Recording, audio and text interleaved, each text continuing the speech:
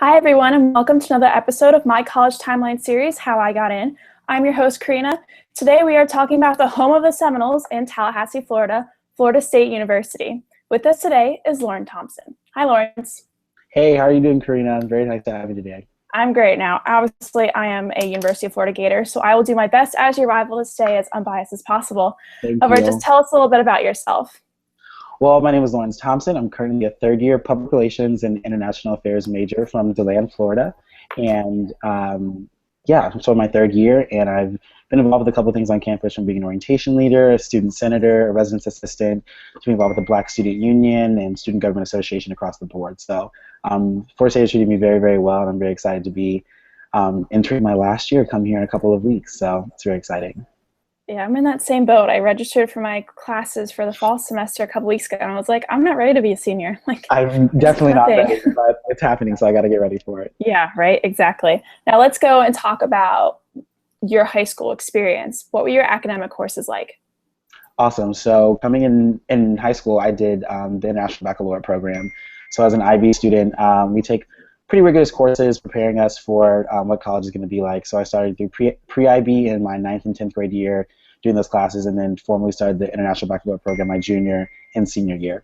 So essentially during that time, I had the opportunity to learn a lot of great skills in those things, and I wasn't sure if it was actually going to be helpful. Honestly, it was very, very tough. It was very rigorous. It was a lot harder courses. Didn't really get to enjoy a lot of extra time, but it ended up paying off more than I could have ever thought. So my courses and the test I ended up taking allotted me, I got all fives, a 6 and a 7 on my courses. So those scores allowed me to get 42 credit hours coming into college, which basically I haven't taken a math, science, or an English class since I came to Florida State. So it's been pretty awesome. That's pretty intense. I came with a amount, but I didn't really take any. I had to take the science and the math, but I didn't take any English or history or anything like that. Yeah. People ask me about gen eds, and I really don't know. I didn't take them. Yeah, it was really difficult as an orientation leader. Students are like, "What'd you take, Mac 1105, or which biology for non-majors did you take?" And I was just like, unfortunately, I didn't have the opportunity to take any of those classes, but I'm sure you'll do great in all of them. So. Yeah, so can you compare, what you know from AP classes, could you compare that to the IB system as well? I can. So essentially, I know that you basically are preparing throughout your year to take final tests. So whether you're testing out I know junior year, some people take APUSH and AP Psychology, and they take those tests. And depending on your score, you get a certain number of credits. So it's pretty blanketed at Florida State University. If you get a 4, there are a certain number of credit or courses that you're exempted from. So depending on if you get a 3, 4, or 5, you get exempt from certain classes. So for IB, it's if you get a 5 in all tests, you get a certain level of classes done, and 6 and those things. So I know it's almost the same. So just work really hard to do well on those tests, because it can end up saving you a lot of money and offer you a lot more freedom to kind of take those classes you want to take. So I've taken a lot more communication classes and things I'm interested in, because I wasn't taking English, science, or math, because I wasn't really a part of my major. So it's just similar to preparing, taking those tests, doing really well, and then depending on where you score on those exams, you get college credit for those classes. Now, it sounds like a 5 on an IB exam is very similar to getting a 3 on an AP exam. So I guess we'd go 3 on an AP, a 5 on an IB, a 6, and then a 4, and 5 and 7. Almost. If you could, so if you could combine a 5 and a 6, a 5 and a 6 are about the level of a 4. So if you get a 5, a 7 is definitely, the 7 is, a 6 and a 7 are together the 5 for AP. So there's a larger scale. But basically, a 4 or higher, you're getting college credit in some area. And a 5 or higher, you're probably going to be able to get exempt from a lot more classes. Okay, cool. Now let's talk about, as you're going through high school, as more of your academics are also preparing you for the SAT and the ACT. How did you prepare for that, and when did you start preparing for it? So I started preparing for the SAT the end of my sophomore year. I started doing it, and I got a little overwhelmed, and so then I took it twice, I remember. And so my first time taking it, I did no preparation for it. I just went in, had no prep. But a lot of our English courses and our courses that we were taking for IB had SAT components within them. So we were doing really highly elevated mathematics and things like that were going to help us along the SAT route. So just thinking back, I think I wish I would have prepared more for the SAT and done a little more preparation. because I thought my teachers were saying, yeah, you're going to do great. If you can handle these IB tests, then you'll definitely be able to knock out the SAT. But I didn't score as well as I was hoping to on the SAT, which kind of held me back because I had a really high GPA, but my SAT score was a little bit lower, so I wasn't offered scholarship at Florida State. But I have friends that did do a lot of preparation and did the practice books and the test and did outside studying, and it really paid off in the end. So it's almost like I'm preparing for the LSAT now, and I've learned my lesson, and I'm doing a lot more preparation leading up to going to law school. So I think taking that same diligence and that initiative to do so in high school will help you definitely make it to the top and really get you scholarship money if you're looking for merit or academic-based scholarships. Yeah, I'm in the same boat with the GMAT. I learned from high school. I did not start early enough preparing for it. And like this summer, I'm like, okay, I'm sitting down this summer and I am getting stuff done and I'm preparing for this thing because I'm not doing what I did in high school. It's too stressful. It's far too stressful, and it pays off. You do 2 or 3 months of really hardcore preparation, take the test and knock it out one time and get the score you want, and it really pays off. So the work is definitely going to pay off if you do well. Now, kind of morphing into what you do outside of school or maybe part of school in different organizations, what were your extracurriculars like? So my extracurriculars in high school were very diverse. So I kind of immersed myself in everything because I was really excited about being in high school and having the opportunity to meet so many different groups. And then as an IB student, as just being in those upper level courses, you have such a heavy academic load that you tend to only want to be get work done, but then you have to have that kind of release. So for me, I participated in a lot of our school shows. So I was part of the Spanish National Honor Society, the National Honor Society, and the Art National Honor Society. So I joined all of those and did the Beta Club and Interact, which is a key component of the Key Club, or Rotary International. And so doing both of those, as well as doing student government, I had an opportunity of really getting involved in my community, doing a lot of community service during homecoming and float building and those concerns. And so I really built up a community doing those opportunities. And so student government allowed me to get to know alumni from my high school, which allowed me to network and kind of get to know why I wanted to go to Florida State or the different schools, which is very helpful.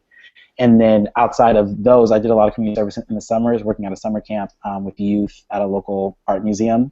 And so doing that, and constantly, I took piano lessons for 12 years leading up into high school.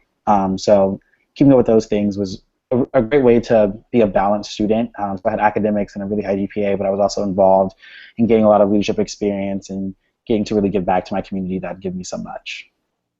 So downtime wasn't a thing you had? Yeah, no, not a lot of downtime. I pushed myself extremely hard. But it was always fun. It was always fun to be busy and to have a show we're preparing for, whether it was Miss DHS or Mr. DHS, competing in those shows. I also was a chorus student, so my freshman and sophomore year I was very involved in the choral program, so going to nationals and states and always trying to do really well at MPAs was something that we loved to do. So it was always fun to just branch outside of being an IB student, which was such a stereotypical group of students, to be able to expand and really meet students outside of the IB program and just learn a lot about myself. I did a lot of self-growth, more than I actually realized in high school. That prepared me to do really well here at Florida State. I really like what you say about building a community, and I think that's also important in college as well. When you have all these extracurriculars and you're part of all these clubs and different teams, you get to know people, and I know that made my experience here at University of Florida so different. Because I joined the equestrian club here, and it's literally my family. I'm living with 4 of the girls next year. And joining that community in high school and college is going to take you from maybe having just a couple friends, but having so many different friends you're just constantly, or even acquaintances, you don't have to be friends with them. Exactly. But you just know so many people, and you never know what kind of connections you're going to form and how it's going to help you in the long run. I cannot echo those sentiments enough. If there's one thing I did learn, it's that I'm taking a step back now in my junior year. I pushed myself all 4 years of high school and burned myself out a little bit. And so I was on that same track leading into my senior year here at Florida State. And I wouldn't go back and change anything. I've been definitely over-involved. But I've learned so much about myself and have created so many networks of individuals that right now I'm in the midst of looking for an internship in DC and New York City for public relations, and there are students that have completed those already that are on their way to do so. Their parents are attorneys and lawyers, and those networks are really coming into play right now. And so I'm thankful for those friendships I've built. Both my roommates I met freshman year, and we've been friends ever since. Doing the Freshman Leadership Institute, which is a great program we have here for freshman students that are looking to get involved and learn about our university. And so some of the habits in high school being not having downtime, I learned a little bit from, and still learning those now, being just the busy person I am. But I definitely would say that your time studying college is about the relationships you make and how well you do in your classes. So you are a college student first to be a student, but as a leader, you will grow immensely in no matter what area you get involved in, whether it's student government or the equestrian club, whatever it is. You find your passion, and there are students that share that passion, and you build a community and a love, and it makes you love your university so much more. Now that's kind of more away from, you've completed or you're almost done high school at this point. Yeah. And you're starting to consider what schools do you want to apply to. Yeah. How did you approach that? So personally, I always wanted to go to an Ivy League school. I was much so wanted to leave out of the state. I said, Mom, I love Florida, but I actually don't like Florida. I don't like it being hot. It's very sweaty here. I want to get out of the state. And so for me, I thought that was my plan. And then my parents had done Florida prepaid, and I had bright futures due to my SAT scores. And actually, my IB scores got me my full bright futures before my SAT did. And so just having the opportunity to have that entire schooling kind of paid for, and then doing a lot of research on my own, saying what's the undergraduate education like here versus that Ivy League school or at an out-of-state school, doing like a cost-benefit analysis, I realized I could get the same benefit or have an amazing experience in-state and then go out-of-state for graduate, eventually for me, law school. And so I started narrowing down my schools. I was between UF, the University of Florida, and the Florida State University. And I did a tour. I was actually between the University of Florida, Florida State, and Florida Agricultural and Mechanical University, FAMU, here in Tallahassee. And so between the three, I had a full scholarship from FAMU as well. But I did a tour of Florida State, and it just felt so homey. There was this northern vibe. There was all these brick buildings. My tour guide on my preview tour, then my orientation year as well, were just so welcoming, and I just immediately felt the sense of community and such a home at Florida State. And so I didn't even tour University of Florida. I immediately chose Florida State, and that's kind of how I made my decision. Was just on the vibe I felt from going. So definitely touring like Florida State is what made me choose the institution, because I heard a lot. I knew this whole debate. I wasn't really a UF or FSU fan growing up, but coming to the campus is what really drew me in and solidified my love. The thing about Florida, it's kind of weird, is that the more north you are, the more it's kind of like Georgia. It's very, especially Tallahassee. It's like you might as well be in Georgia. And as you kind of like get a little bit more south, UF are kind of like in between. It's kind of like Georgia, kind of like South Florida. You're kind of getting more palm trees and all that. You keep going down, and you hit South Florida, and it's nothing like the rest of the South. It's like a mini New York almost. It is. It's very metropolitan. University of Miami is in the heart of Coral Gables, which is just very classy, and there's a lot to do there. It's very small. And then Tampa, USF, like Tampa is really growing to be this large metropolis, like kind of place for students, and it's a growing school. It's only about 50 years old, but UCF is kind of the same way. It doesn't have much of a history, but there's a growing community of alumni and support there. And so for me, I love the history of Florida State and it being a women's college and the moves that it's had and kind of what that looks like. And so UCF was just too close to home. Also was trying to get far away, and so 4 hours was far enough to where my parents couldn't make that trip every weekend if they wanted to come see me, and I couldn't go home all the time if I felt homesick. So it was far enough to where I could get that full experience of kind of being away from home. So yeah, I was the same boat. I'm just like, you kind of want to be a little bit away, but you don't want to have like a whole day drive, because that's just annoying, especially in Florida. Especially for the South Floridians that go to Florida State. It's an 8-hour drive home to Miami. 8 hours. So that rough. Doesn't include the traffic, especially after Thanksgiving. That's a drive. Exactly. So as you're going through your applications, how did you kind of schedule yourself by making different classes, but also making sure you're getting applications done on time? So the biggest part of those was applying for the early decision date. So I missed the first early decision, but I applied right after. So I kind of had a calendar, and I kind of paced myself. I said, by this date, I'm going to have the essay written, and by this date, I'm going to have the letter of recommendation together, or I'm going to work on this part of the application. So I kind of had everything beforehand, and then I had my advisor in high school. She was like helping me through the application process and kind of setting those milestones. So it really helped to like have a calendar. I'm really big on planners, so my planner was color-coded, and eventually I moved over to all having it on my phone. But I would set reminders and be like, you need to have your essay done by this weekend. It has to happen. And so I'm just kind of timing myself and knowing when those due dates are. So it's important like this application is due this day, this is due this day, because they all have kind of different dates. Some are November 1st, some are later. It depends on what semester you're applying to. And so I just kind of had all the dates written down ahead of time. And so if I had a lot of tests coming up in class, I would kind of schedule it before or after those exams to make sure I was getting it done on time. Now, with Florida State, they have 2 application deadlines. I believe the first one's due around October, November, and the second one is in January, I believe. Yeah. So for high school students applying, it's very important if you want to give yourself the best bet of being a strong candidate, you want to apply for that first application date, especially because with the second application date, it's kind of like we're almost kind of running out of room. We can't really fit you in there. So if you're kind of on the edge where if you apply the first date and you might be like you're kind of right on the edge there to be considered a strong candidate is definitely where you want to consider starting for your application is getting it in as soon as possible. I did. I definitely applied really early and found out in December. It was a great day. So definitely applying early just to put yourself in a better situation. I agree. And the other thing I remember because when I applied to Florida State, like the whole system crashed as soon as the announcements came out. Yeah, so no one could apply for housing for like 3 weeks. It was really crazy. Something to keep in mind. It's insane. Summer is also a really big semester there for students to start. Did you start your summer semester? Like that first semester before the fall? I did not. I didn't know about the summer semester. I didn't think you could. That was something I'd heard about. My best friend who goes to the University of Florida, he did the summer semester before the fall. And I was so jealous. I was very, very jealous of them. I came in the fall and everyone had seemed like they found their best friend. Everyone was so excited. They had spent the summer semester getting accustomed to Florida State. They kind of got those freshman jitters out of the way. They kind of handled, they were in a mindset, okay, I had fun in the summer. Let me get down to business for this fall semester.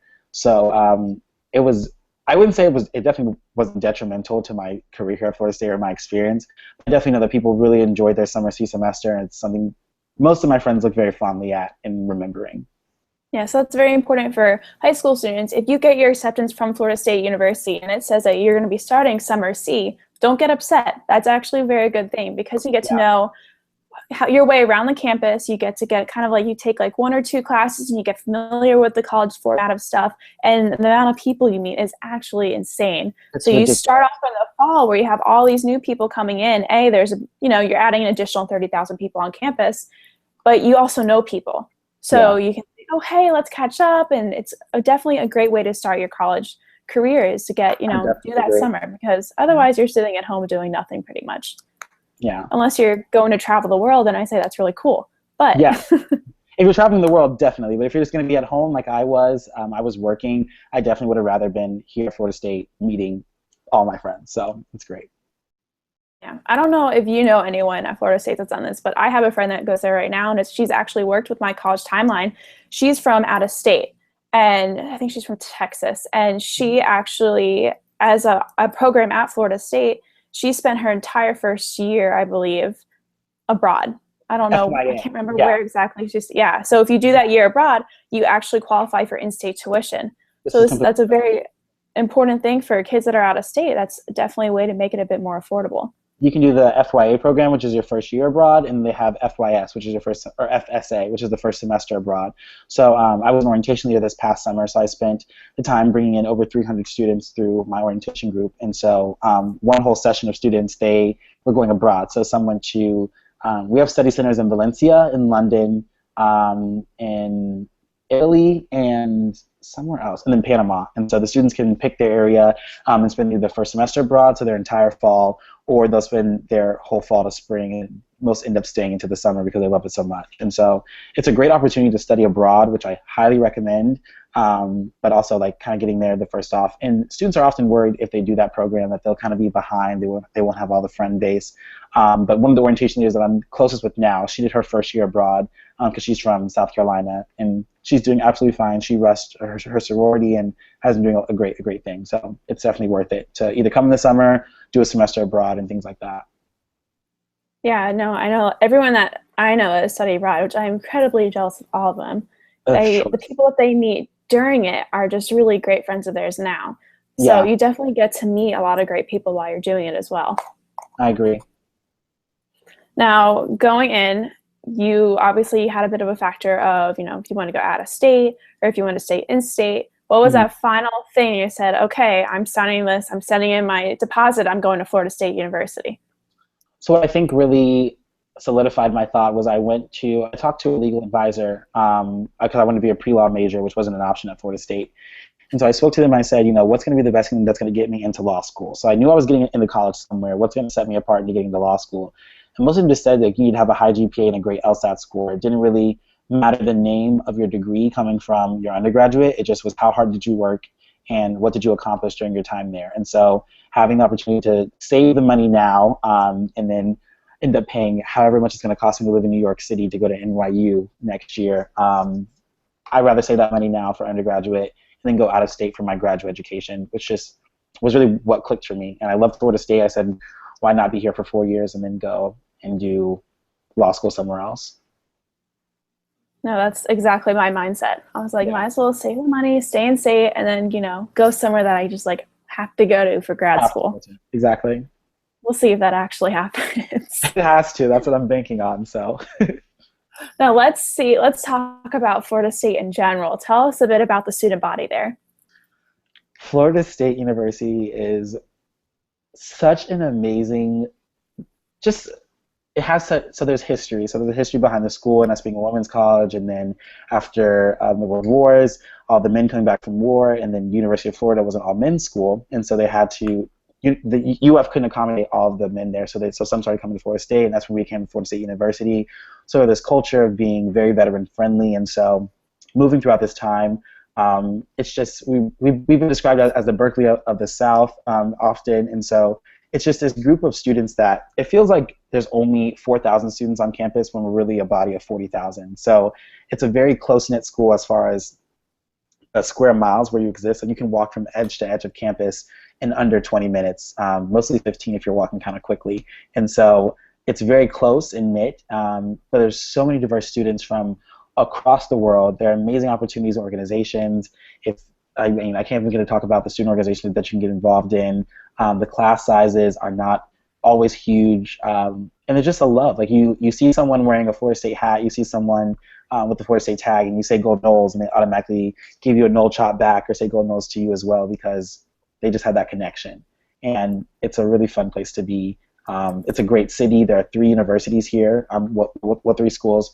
FAMU, Florida State, and Tallahassee Community College. So there are a lot of young people, a lot of young professionals, businesses looking for interns, and it's in Florida's capital. So I kind of had an interest in politics and being able to be in Tallahassee at the Capitol. I interned with a senator my freshman spring semester and enjoyed that experience. Got to meet the governor, meeting mayors. It's just it's a great city with a lot of opportunity. I just couldn't pass it up with the opportunities here. They're wonderful. Now I have to say, I've seen pictures of the dining hall there, and it kind of looks like Hogwarts. That's a perk. It does. It is. So coming in as a freshman, so our residence halls, we actually just finished building a new one, the new dorm in Divinity Complex. And so being a freshman on campus, there's so much. So you come with your orientation to your first summer. They're your first kind of look and taste of Florida State. We have these Garnet and Gold striped polo shirts on. You're not sure what's happening. And then we take you around campus. You get to go to Swanee Room, which is the hall that looks like the Great Hall from the Harry Potter films. And so you're there. Miss Killing says, "I love you." She gives you this great welcome. You feel so welcome to the university. You stay on campus during orientation in Wildwood Hall, which is where you could live if you end up getting a higher priority number if you would like to. And then you get your class schedule at orientation. You meet with an advisor, and thus start your journey at Florida State. So then you go home maybe for a couple weeks, or you come back a week later for summer C, and then you start your time here. And so you have a residence assistant living on your floor with you. There's actually 2 per floor, and these individuals are here to do programming. You're meeting friends in your residence halls. You're going to your classes. We have a mobile app that literally shows you where you are on campus and can guide you to your classroom. We have an app that shows you where the buses are in real time, so you can see it pass right in front of you on your phone and in real person, like actually on the road. And so there's just so many programmings, whether it's shows, homecoming. There's lots of opportunities for students to get involved their first time on campus. So we have people remind you of your academics, but also to have a lot of fun because you know you're just getting to college and you're going to want to go out and have some good times. And you can't forget about the circus. And you can't, yeah, we're actually one of 2 universities that have a collegiate circus. So it's actually happening right now. And I did not get to go until last year. So my sophomore year, I went to the show. And it's absolutely incredible. It's complete student run from top to bottom. It's organized, the dances, all of the acts are student run. There's one advisor who literally is just there to make sure no one dies, which no one ever does, because it's an amazing show. I mean, there are acrobats, there's clowns, like not like facial paint clowns, but just like doing really hilarious jokes. It's just an amazing show, completely put on by students, and it runs for about 2 to 3 weeks in the spring, and then they do Parents Weekend shows in the fall and a Halloween show, which is always phenomenal. And so we have a circus that you can take a class on if you want to get involved in circus. We have Doak Campbell Stadium, which is our football stadium, actually hosts a couple of our majors. So communications and social work, you can take classes in the football stadium, almost literally. And there's just so many opportunities. And we have organizations. We have a Quidditch team. We have an organization called Bronies, which is bros that like My Little Ponies. There are literally groups for any and all interests you could possibly think of. So if you just like to do a lot of salsa dancing, we have core zone dancers. If you like a little bit of politics, we have the Office of Governmental Affairs, Student Government Association, represent the people in your community. We have student unions for all of the identity groups. So there's a Black Student Union, Hispanic Latino Student Union, Asian Student Union, the Women's Student Union, as far as the Pride Student Union, and a newly created Veteran Student Union. So one of our goals is to be the most veteran-friendly university in the nation, and we're working towards that, and it's been a great success so far. And so there's so much to offer. I could talk for days about Florida State and the experience I've had here. Sure. Let's get involved. There's no reason to sit in your dorm saying, why am I not doing anything? Just go out, go sign up for something, show up to a meeting for the first time. That's the hardest thing to do, is to show up to a meeting for the first time when you know nobody. But when you have the interest to do it and you stick with it, it only takes a couple weeks for you to say, okay, like I got to go to this meeting now. Exactly. Because not only, you don't have to be required to go, but like you want to be there and you want to put something down and say, oh, I did this. I helped do this. I contributed to my university by doing this. And it's an amazing feeling, that you're creating this community. I mean, my roommate was a sophomore, so I was taking my best friend from back home who came to school with me to every meeting. She was not interested in any of them, and she just came with me, so I wasn't sitting by myself. And by I remember by the second meeting, I met someone there. He was by himself. I said, hey, do you want to come meet the next one? We exchanged contact information. I found out he lived in my residence hall on the floor below me, and we would go to meetings all the time. And so it's just putting yourself out there. It's really taking a risk, and it can be really scary, and it's not always the easiest thing to do, but put yourself out there. Talk to someone new when you go to a residence hall, or when you're eating by yourself. Sit with someone that might be eating by themselves as well, but you never know if they're just looking for someone to have a friend. I did that all the time. I would eat with random people, and they'd be like, thank you, I didn't want to eat by myself. I said, me either, so let's have lunch together. And it was an awesome opportunity. So it's just putting yourself out there and taking that risk, and I promise you it'll pay off. Now, if there's one spot on campus that a prospective student, has to see before they leave the campus, what would that spot be? You have to visit Doak Campbell Stadium. You have to go to the Unconquered Statue, University Center B, right outside of Doak. You'll be on Langford Green. You'll see the statue of Osceola and Renegade, Chief Osceola riding Renegade in this great stature, the huge stadium behind it that seats over 80,000 people. You can go inside of the stadium and see on the field if you want to. For most of the time, it's open. But just walking into that massive building and seeing that area will literally make you feel like a true Seminole. And so you have to check out the stadium before you leave Florida State, most definitely. Now, people got to eat when they visit. Where's the one spot they got to eat before they leave? Oh, wow. That is such a tough choice. So Tallahassee in general has restaurants that are just a killer. Like, we have a lot of amazing restaurants, and narrowing down to one is so difficult. But I would say you have to try this new spot. I'm obsessed with it. It's called Merv's Melts. It's off of Gaines Street. And they have these amazing sandwiches. Like, one has crushed barbecue chips on it.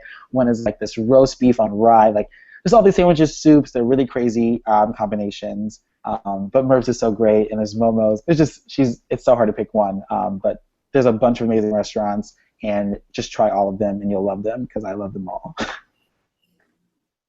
Yeah, food's great, and food's a crucial part. Laurence, thank you so much for helping us out today and telling us all about Florida State University. If you've got any questions, you can comment on down below the video, and make sure to check out www.mycollegetimeline.com and get free access to tons of resources ranging from when you should be taking the SAT to what you need to do when you fill out the FAFSA. Make sure to check out our other videos for how I got in, and we'll talk to you guys soon.